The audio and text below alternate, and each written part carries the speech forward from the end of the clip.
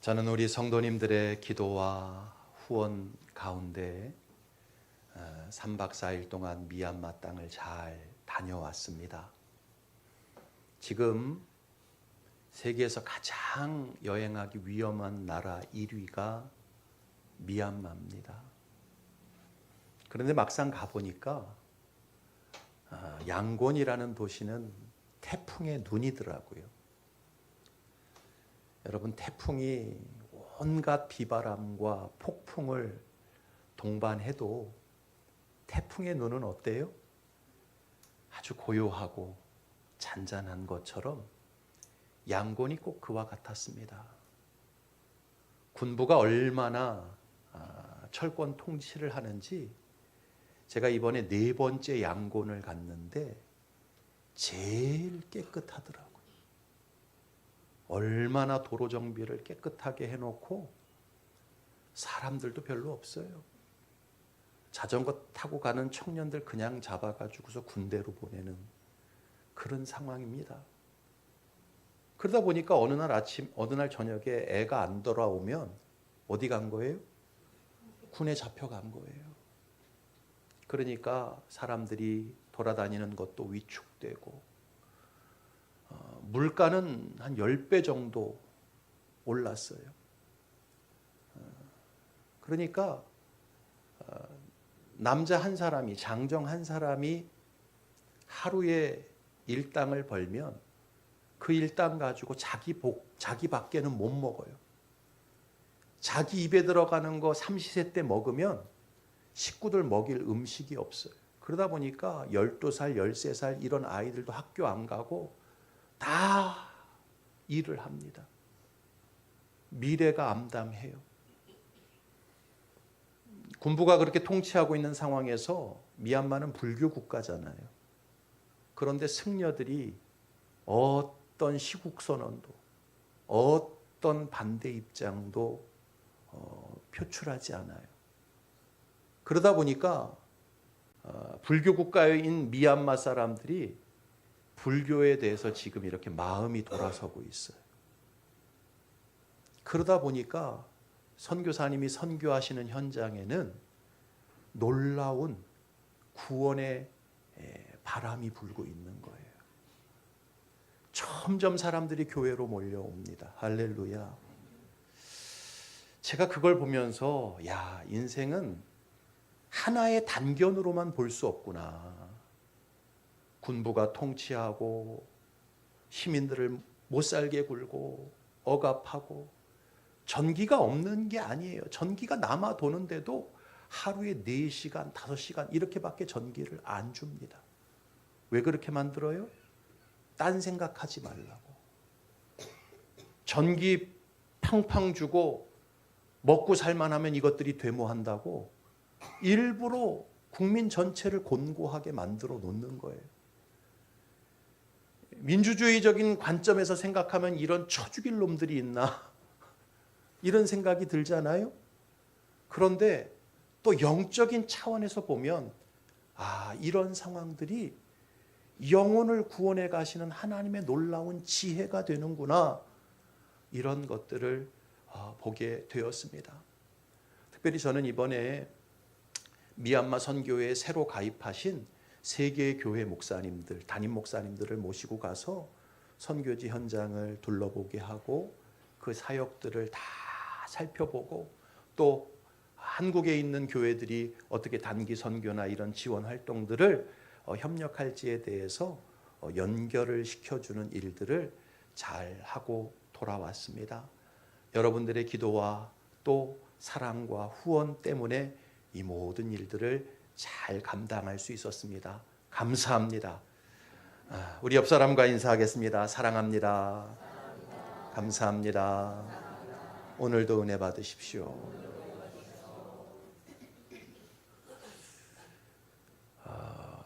요즘 우리 가운데 나오는 물건이나 서비스 이런 것들이 성공하기 위해서는요, 사용자 입장에서는 접근이 쉽고 그 사용이 단순하고 편해야 합니다. 그렇죠? 어떤 물건이든지 어떤 서비스든지 접근하는 게 어렵고 사용하는 게 불편하면요, 사람들은 아무리 좋은 물건이라 할지라도 아무리 좋은 서비스라 할지라도 잘 사용하지 않습니다. 이런 모습을 전문적인 용어로 사용자 인터페이스가 단순하고 직관적이어야 한다라고 말을 합니다. 누가 설명해 주지 않아도 딱 보면 알고 딱 보면 쓸 수 있는 그런 물건, 그런 서비스가 결국은 사람들에게 인정을 받고 곽광을 받고 성공하게 되는 거예요. 여러분 손 안에 스마트폰 다 하나씩 가지고 있지요? 예. 그 스마트폰 안에 뭐가 많이 깔려 있습니까? 어플리케이션이 많이 깔려 있지요. 앱이라고도 하는 그 어플리케이션 가지고 요즘은 세상 살아가는 모든 일을 다 하지 않습니까? 결제도 하고 교통카드로도 쓰고 뭐 업무도 보고 또 물건도 구입하고 온갖 일을 이 스마트폰 하나로 다 합니다. 자, 그 일들을 감당할 수 있도록 이 스마트폰 생태계 안에는 수많은 어플리케이션들이 있어요. 그런데 여러분, 그 모든 스마트폰 어플리케이션 다 쓰십니까? 아니죠. 어떤 것만 써요? 쉽고 편하고 단순한 것들, 직관적으로 쓸 수 있는 그런 어플리케이션만 씁니다. 그래서 그런 걸 만들어낸 개발자들은 대박이 나고 성공을 하는 거예요. 그러나 똑같은 기능이라 할지라도 스마트폰에 까는 것도 어렵고 사용하는 것도 뭐 설명이 구구절절 복잡하고 그러면 그 어플리케이션 써요, 안 써요? 안 쓰는 거예요.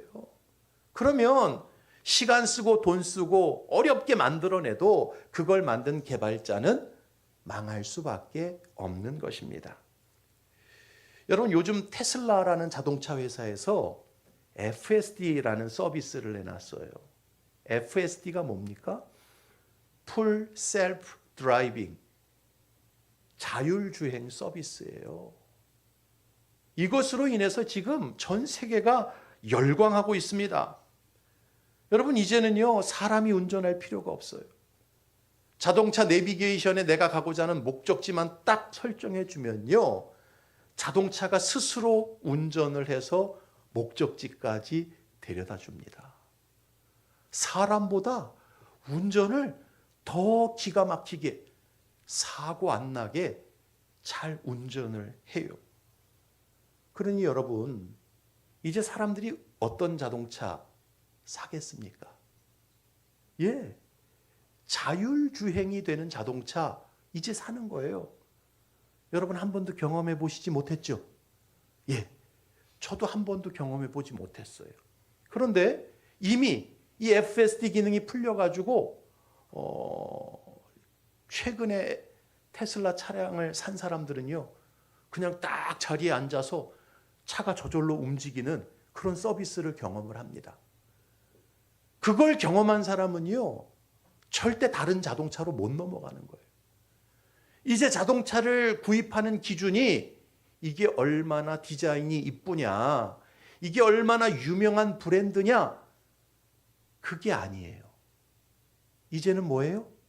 자율주행이 되느냐 안 되느냐, 어떤 브랜드의 자동차가 더 편안하고 더 탁월하게 자율주행을 하느냐 못하느냐, 이것이 이제 자동차 선택의 기준이 되고 말았습니다.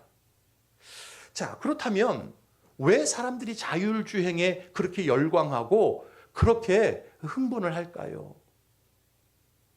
지금까지는요, 사람이 운전을 하면 운전대에서 딴짓을 할 수 있어요, 없어요?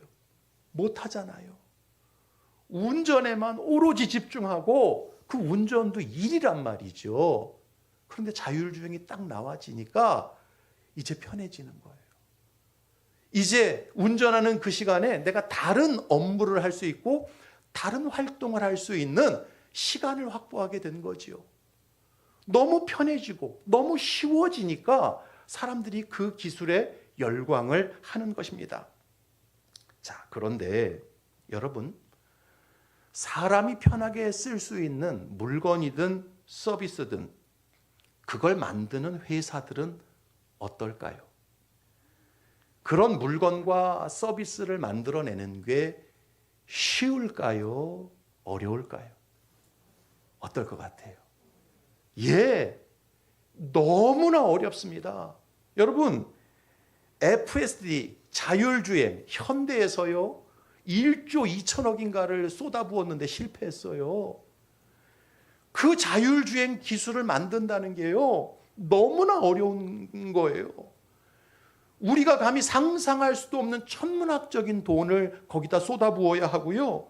수많은 데이터와 프로그램, 그리고 첨단 인프라, 이게 확보가 돼야만 그 FSD 기능이라는 게 작동이 되고 우리가 쓸 수 있게 되는 것입니다. 결국은요, 만드는 사람은 너무나 어렵게 만들어도요, 쓰는 사람은 쉽게 쓸 수 있어야 그런 물건, 그런 서비스가 세상에서 성공하게 되는 거죠.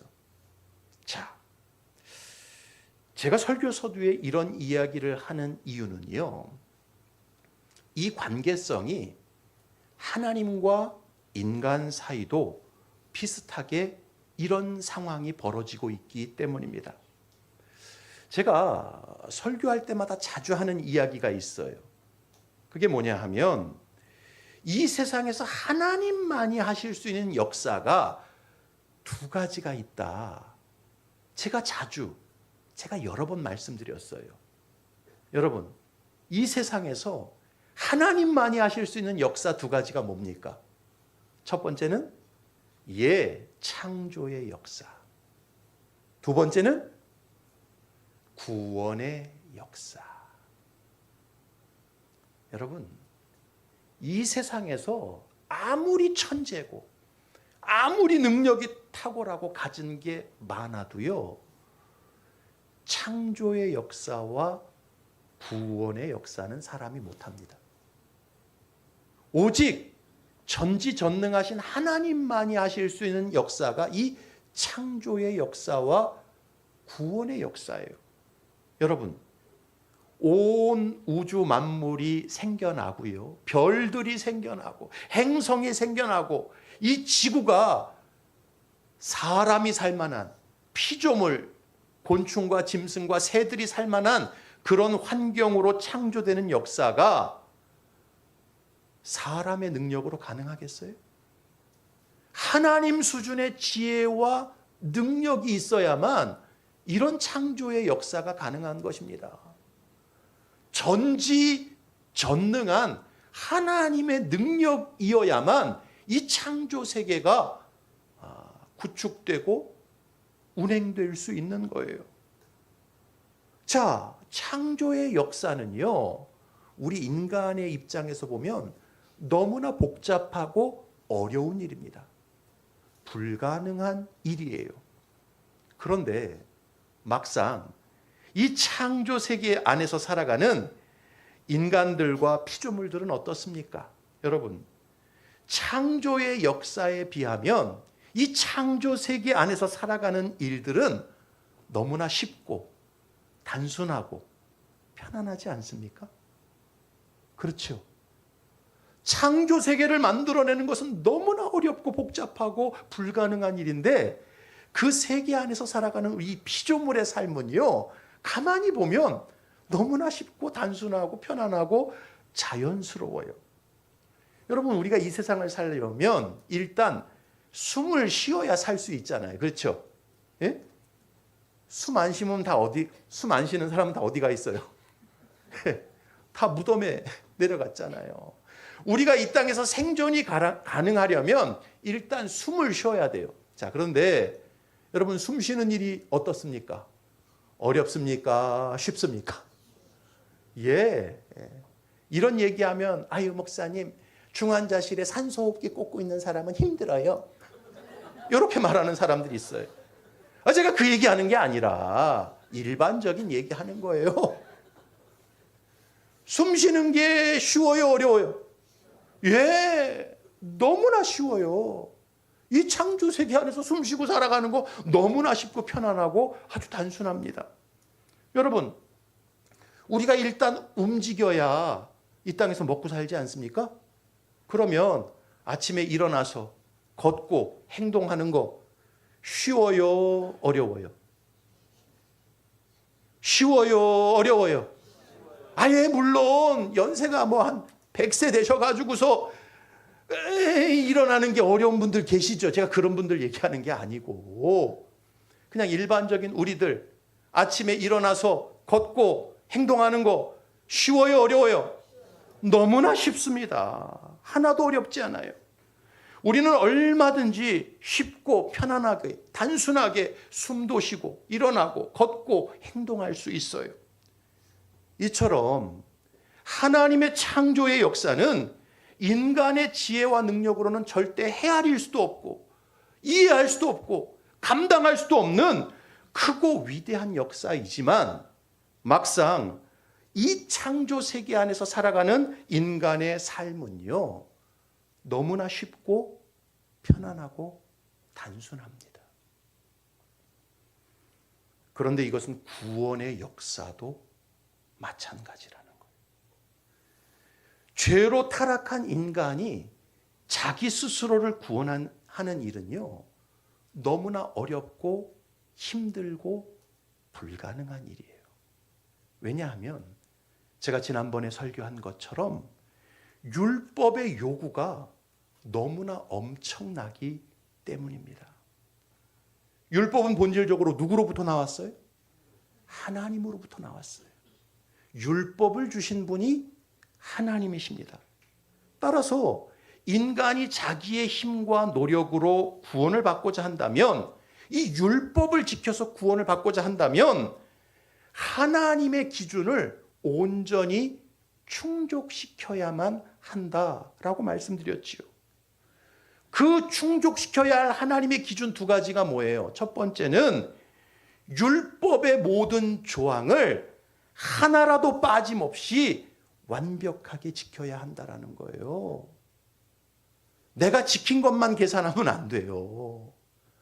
내가 안 지키고 사는 율법 조항들이 얼마나 많은지 몰라요.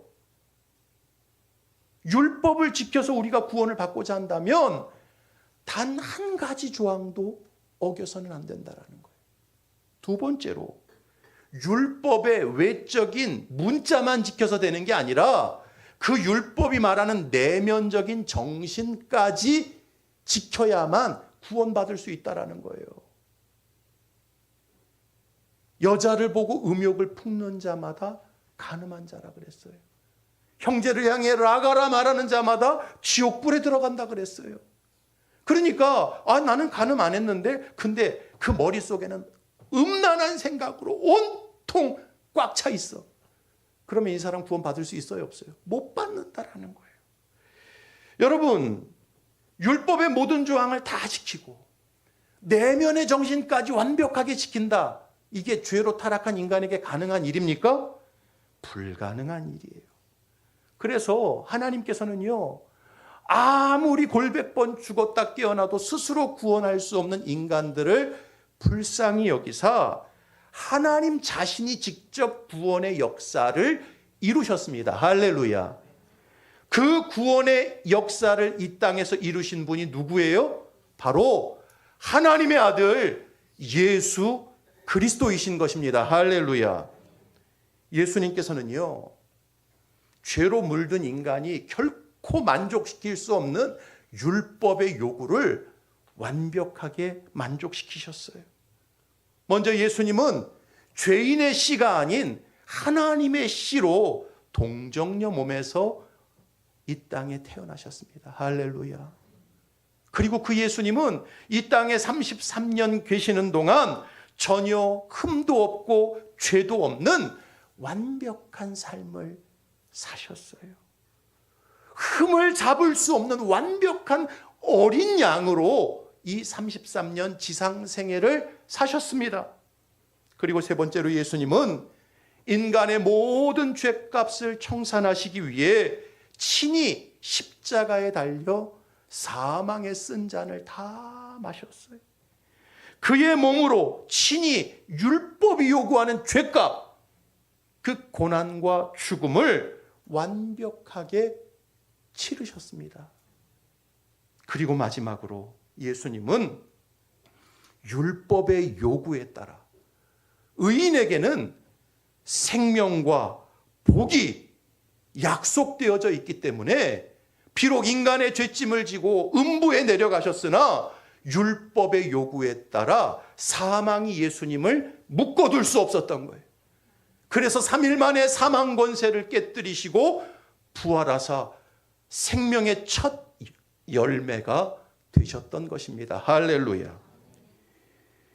여러분, 이 구원의 역사는요, 죄로 타락한 인간이 결코 이룰 수 없는 역사입니다. 오직 하나님의 아들이신 성자 예수님만이 완성하실 수 있는 역사예요. 그래서 이 구원의 역사를 성자 예수님께서 친히 이루신 것입니다. 그리고 인간에게 요구하신 것은요, 절대로 복잡하고 어렵고 힘든 것이 아니었습니다. 너무나 단순하고 쉽고 편한 것이었어요. 그것은 바로 오직 믿으라. 할렐루야. 믿음 한 가지만을 요구하신 것입니다. 믿으면 산다. 믿으면 구원받는다. 믿으면 영원한 생명 복락을 얻게 된다. 이 길을 제시하신 거예요. 그래서 사도 바울은 오늘 본문 말씀을 통해서 믿음으로 말미암는 의가 어떻게 우리에게 주어지는지 이것에 대해서 분명히 말씀하고 있는 것입니다. 우리 6절부터 10절까지 다시 한번 본문 말씀을 차근차근 읽어봅시다. 시작. 믿음으로 말미암는 의는 이같이 말하되 내 마음에 누가 하늘에 올라가겠느냐 하지 말라 하니 올라가겠느냐 함은 그리스도를 모셔 내리려는 것이요 혹은 누가 무저갱에 내려가겠느냐 하지 말라 하니 내려가겠느냐 함은 그리스도를 죽은 자 가운데서 모셔 올리려는 것이라. 그러면 무엇을 말하느냐? 말씀이 내게 가까워 내 입에 있으며 내 마음에 있다 하였으니 곧 우리가 전파하는 믿음의 말씀이라. 내가 만일 내 입으로 예수를 주로 시인하며 또 하나님께서 그를 죽은 자 가운데서 살리신 것을 내 마음에 믿으면 구원을 받으리라. 사람이 마음으로 믿어 의에 이르고 입으로 시인하여 구원에 이르느니라. 여러분, 믿음으로 말미암는 의, 믿음으로 구원 얻는 삶에 대해서 어떻게 말하고 있는가? 첫 번째, 네가 구원받기 위해서 하늘로 올라가려고 애쓰지 말라라는 거예요. 그렇게 행동하는 것은 도리어 하늘에 계신 예수님을 끌어내리려는 행동과 같다라는 거죠. 네가 구원받기 위해서 무저갱에 내려가려고 힘쓰지 말라라는 것입니다. 그렇게 하는 것은요, 도리어 음부에 내려가신 예수님을 네가 도로 모셔 올리려는 행동과 같다라는 것입니다. 구원받기 위해서 너 스스로가 무엇인가를 추가해서 행동하려고 하는 그 자체가 아주 불경건하고 아주 신성모독적인 행동이다 라고 사도 바울은 지금 말씀하고 있는 거예요. 자, 이것을요 좀 더 쉬운 예로 제가 설명을 좀 드려보겠습니다. 이게 왜 알듯 모를 듯 아리까리한 분들이 계시는데요, 이것을 아주 명확하게 이해할 수 있는 이야기를 제가 한 가지 하겠어요. 여러분, 세계적인 화가 레오나르도 다빈치가 그린 그림 중에 모나리자라는 그림이 있어요. 한번 좀 띄워줘 보세요. 예, 너무나 잘 아는 그림이지요. 자, 그런데요, 저 그림을 자세히 들여다보면 모나리자 얼굴에 뭐가 없어요? 예, 눈썹이 없습니다. 잘 보세요. 눈썹이 그려져 있지 않아요. 왜 모나리자를 그리다가 눈썹을 안 그렸나? 이해가 잘 안 가죠.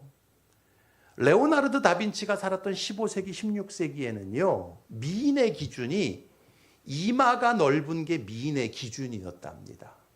그래서 당시 15세기, 16세기 당시 이태리 여자들은요, 눈썹을 밀거나 뽑는 게 아주 유행이었대요. 그래서 레오나르도 다빈치가 모나리자를 그리면서 눈썹이 그려져 있지 않은 거예요. 자, 저 작품이 지금 프랑스 루브르 박물관에 전시가 되어져 있습니다. 그런데 어떤 여행객이 루브르 박물관에 가서 저 모나리자 얼굴을 딱 이렇게 보다가, 아니 레오나르도 다빈치는 뭐 유명한 화가라 그러면서 어떻게 눈썹을 그리다 말았어? 그리고는 주머니에서 매직을 하나 딱 꺼내가지고 모나리자의 눈썹을 이렇게 그려 놓습니다. 이래야 이게 사람 얼굴이지. 자, 그러면 저 모나리자의 가치는 더 높아질까요? 완전히 훼손이 될까요? 어떻게 될까요? 완전히 훼손이 되어버리는 거예요. 그 사람이 한 건 뭐예요? 눈썹 하나 그려준 거예요. 그런데 아유, 왜 눈썹을 안 그렸어? 그래가지고 매직을 꺼내서 눈썹을 그리는 순간 그 모나리자의 그림은요, 완전히 가치가 훼손되어져 버리는 거예요. 그 사람 경찰서에 잡혀갈까요? 안 잡혀갈까요? 잡혀갑니다.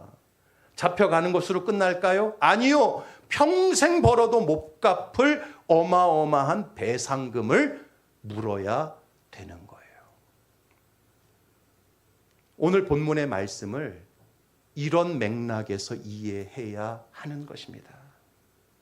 인간의 구원은요, 오직 하나님의 아들이신 예수 그리스도께서 완전하게 완벽하게 이루셨습니다. 할렐루야. 예수님 자신이 동정녀의 몸에서 탄생하셨고 흠과 죄가 없는 삶을 32년 동안 사셨고 십자가에서 고난과 죽음을 통해서 인간의 모든 죄값을 치르셨고 율법의 마지막 요구에 따라서 사망 권세를 깨뜨리시고 3일 만에 부활하셨습니다. 할렐루야. 이것을 통해서 인간의 구원을 온전히 이루셨어요. 예수님께서 이루신 이 구원에는요, 인간이 더 보태거나 덜어낼 게 전혀 있다 없다? 전혀 없다라는 것입니다. 예수님의 구속사역으로 완전한 의, 완전한 구원이 성취가 되어진 거예요. 그런데 그런 예수님의 완성된 구원의 역사를 믿거나 의지하지 않고 나 자신의 어떤 종교적인 행위나 열심이나 노력을 첨가해서 스스로 구원을 완성하겠다고 한다면 그것은요, 레오나르도 다빈치가 그린 그 모나리자 얼굴에 눈썹을 그리는 행동과 똑같은 것이라는 거예요. 예수님께서 홀로 완벽하게 이루신 하나님의 구원을 변질시켜버리는 너무나 불경건하고 신성모독적인 행동이 되는 것입니다.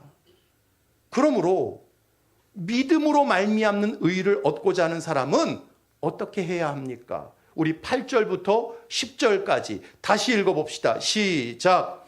그러면 무엇을 말하느냐? 말씀이 내게 가까워 내 입에 있으며 내 마음에 있다 하였으니 곧 우리가 전파하는 믿음의 말씀이라. 내가 만일 내 입으로 예수를 주로 시인하며 또 하나님께서 그를 죽은 자 가운데서 살리신 것을 내 마음에 믿으면 구원을 받으리라. 사람이 마음으로 믿어 의에 이르고 입으로 시인하여 구원에 이르느니라. 믿음으로 말미암는 의는요, 전도자들이 전해주는 복음의 말씀을 듣고 설교자가 전해주는 예수 그리스도의 생애와 구속의 사역을 듣고 마음으로 예수 그리스도를 구주로 믿고 입술로 예수 그리스도를 주라 시인하면 그때 의와 구원이 주어진다는 뜻입니다. 할렐루야. 그러니까 사람이 구원받는 길은요, 사람 입장에서는 사실 너무나 단순하고 쉽습니다. 유대인들이 말하는 것처럼 뭐 율법이 어떻고 저떻고 그렇게 복잡하고 어려운 얘기가 아니에요. 이것은 마치 창조의 역사가 인간의 지혜와 능력으로는 절대 불가능한 일이지만 이미 창조된 세상을 누리는 것은 인간에게 너무나 쉽고 단순하고 편안한 것과 똑같은 거예요. 여러분, 사람이 구원받는 것은요, 그 사람이 얼마나 교회 생활을 오래 했느냐와 전혀 상관이 없어요. 사람이 구원을 받는 것은요, 그 사람이 얼마나 중요한 직분을 받았느냐와 아무 상관이 없습니다. 그 사람이 얼마나 성경을 많이 읽었고, 얼마나 오래 기도를 많이 했고, 얼마나 신학적인 지식을 많이 갖췄느냐, 그것과는 그 사람의 구원이 아무 상관이 없습니다. 성경에서 말씀하는 사람이 구원받는 길은요, 너무나 쉽고 단순해요. 그것은 바로 하나님의 아들 예수 그리스도께서 이 땅에 오셔서 나의 모든 죄를 걸머지시고 십자가에서 죽으시고 부활하사 내 모든 죄를 청산하였고 나의 구원자와 왕이 되셨음을 내 마음으로 진실하게 믿고 입술로 시인할 때 그때 하나님이 주시는 의와 구원을 받게 되는 것입니다. 할렐루야. 사도행전 16장에 보면 사도 바울이 빌립보에서 귀신 들린 점치는 여종 하나를 고쳐주는 사건이 나옵니다. 그 주인들이요, 그 여종 때문에 벌이가 꽤 괜찮았어요. 그런데 바울이 예수 이름으로 그 귀신을 쫓아내버리는 바람에 더 이상 이 소녀는 점치는 능력을 잃어버렸어요. 사람들에게 예언해주고 그 과거를 맞히는 능력을 소멸하고 맙니다. 그래서 그들의 고소로 빌립보 감옥에 붙잡히게 되지요. 매를 맞습니다. 착고에 채이게 되었어요. 그 와중에도 바울과 실라는 하나님을 찬미합니다. 그러던 중에 뭐가 일어납니까? 지진이 일어납니다. 한밤중에 지진이 일어나면서 옥토가 움직이고 감옥문이 다 열리고 죄수들의 그 착고가 다 풀리는 일이 벌어지고 말아요. 그때요, 간수가 헐레벌떡 와서 보니까 착고가 다 열리고 옥문이 열린 걸 보고 죄수들이 다 도망친 줄로 착각을 합니다. 야, 이제 난 죽었구나.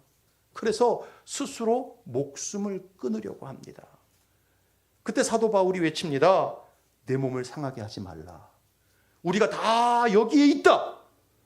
그랬더니요, 너무나 두려움에 절었던 이 간수가요, 사도 바울 앞에 와서 무릎을 꿇고 선생들이요, 내가 어떻게 하면 구원을 받을 수 있겠습니까? 라고 묻습니다. 그때 바울이 너무나 유명한 말씀을 선언하지요. 사도행전 16장 31절 같이 읽습니다. 시작. 이르되 주 예수를 믿으라. 그리하면 너와 네 집이 구원을 받으리라 하고. 여러분, 인간이 구원을 받는 길은요, 대단히 복잡하고 어려운 길이 아니에요. 너무나 쉽고 단순합니다. 바로 하나님의 아들 주 예수 그리스도를 마음으로 믿고 그 주님을, 그 왕 되신 주님을 입술로 인정하고 신할 때 구원이 임하는 거예요. 할렐루야. 여러분 생각해 보세요. 그 빌립보 감옥의 간수장이 그렇게 바울의 복음을 듣고 믿고 세례를 받고 구원을 얻기 전까지 그가 구약 성경 한 줄이라도 읽어봤겠습니까? 안 읽어봤어요. 그때까지 교회 출석 한 번이라도 해봤을까요? 안 해봤어요. 그때까지 무슨 집사, 권사, 장로 직분이라도 하나 받아본 거 있을까요? 없었어요.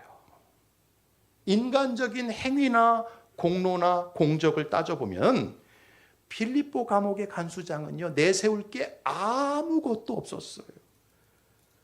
하지만 주 예수를 믿으면 너와 네 집이 구원을 받을 것이다. 주 예수 그리스도를 마음으로 믿고 입술로 시인하고 영접하게 되면 너와 내 집이 구원을 받는다. 이것이 바로 빌립보 감옥의 간수장에게 전했던 바울의 구원의 복음이었던 것입니다. 그러므로 성도 여러분, 이제부터 잘 들으세요.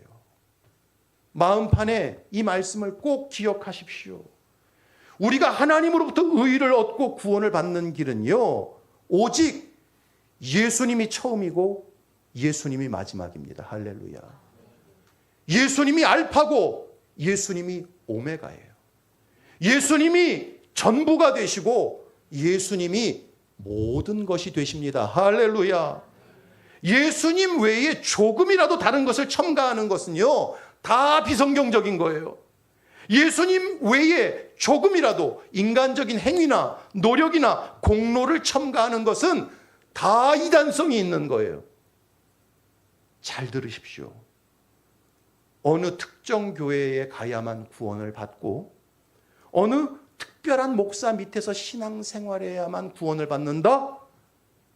그런 거 없어요. 따라합시다. 그런 거 없다. 그런 거 없다. 그런 가르침은 다 잘못된 가르침이고요, 이단적인 가르침입니다. 교회에서 특별한 훈련을 받아야만 구원받을 수 있고 특별한 영적 지식을 알아야만 내가 구원받을 수 있다? 따라합시다. 그런 거 없다. 그런 거 없다. 그런 가르침은요, 성경과 아무 상관이 없는 가르침이고 이단적인 가르침이에요. 성모 마리아의 중보를 받아야만 예수님께로 갈 수 있고 수많은 성자들의 중보 기도를 받아야만 내가 천국에 이를 수 있다? 따라합시다. 그런 거 없다. 그런 거 없다. 그런 가르침은요, 다 부패한 가르침이고요, 그 자체가 이단적인 가르침인 거예요. 요즘 휴거 복음을 알아야 구원을 받을 수 있고 그 예수님의 재림을 준비하는 공동체에 들어와야 구원받을 수 있다는 가르침이 다시 고개를 쳐들고 있어요. 따라합시다. 그런 거 없다. 그런 거 없다. 다 영혼을 노략질하는 미혹된 가르침이고요, 이단적인 가르침입니다. 사랑하는 성도 여러분, 오직 하나님만이 하실 수 있는 역사가 두 가지예요. 첫 번째, 창조의 역사. 두 번째, 구원의 역사. 이 말은요, 창조의 역사와 구원의 역사는 오직 전지전능하신 하나님만이 감당하실 수 있고 이루실 수 있는 너무나 어렵고 복잡하고 인간 입장에서는 불가능한 일이라는 뜻입니다. 따라서 자비로우신 하나님께서는요, 죄로 물든 인간에게, 무지하고 연약한 저와 여러분에게 감당할 수조차 없는 그 복잡하고 어려운 창조의 역사와 구원의 역사를 일체 요구하지 않으신다라는 거예요. 이게 복음이에요. 할렐루야. 예수님께서 십자가에서 물과 피를 다 쏟으시고 마지막 운명하시기 전에 분명하게 선언하셨어요. 테텔레스타이. 내가 다 이루었다. 내가 다 갚았다. 그러니 이제부터 단순하게 날 믿고 의지하거라. 할렐루야. 단순하게 날 믿고 따라오너라. 그러면 내가 너희를 구원할 것이다. 할렐루야. 예수님께서 마태복음 11장에서 분명히 말씀하셨습니다. 같이 읽어봅시다. 시작. 수고하고 무거운 짐진 자들아, 다 내게로 오라. 내가 너희를 쉬게 하리라. 나는 마음이 온유하고 겸손하니 나의 멍에를 메고 내게 배우라. 그리하면 너희 마음이 쉼을 얻으리니 이는 내 멍에는 쉽고 내 짐은 가벼움이라 하시니라. 할렐루야. 여러분, 우리 주님이 주시는 멍에는 쉽고 가볍습니다. 우리의 구원을 위해서 복잡하고 어렵고 힘든 걸 요구하지 않으세요. 구원의 역사는 누가 이루셨어요? 예수 그리스도께서 다 이루셨어요. 마음으로 믿어 의에 이르고 입술로 시인할 때 구원이 내 것이 되는 것입니다. 바라기는 저와 여러분들이 이 하나님의 아들 예수 그리스도를 온 마음으로 믿으시기 바랍니다. 범사의 예수님을 나의 주로, 나의 구원자로 시인하며 사실 수 있기를 바랍니다. 그 믿음이 저와 여러분에게 의의를 가져다 주고 구원을 가져다 줄 것입니다. 오직 믿음으로 구원받는 우리 모두가 되실 수 있기를 주님의 이름으로 축복합니다.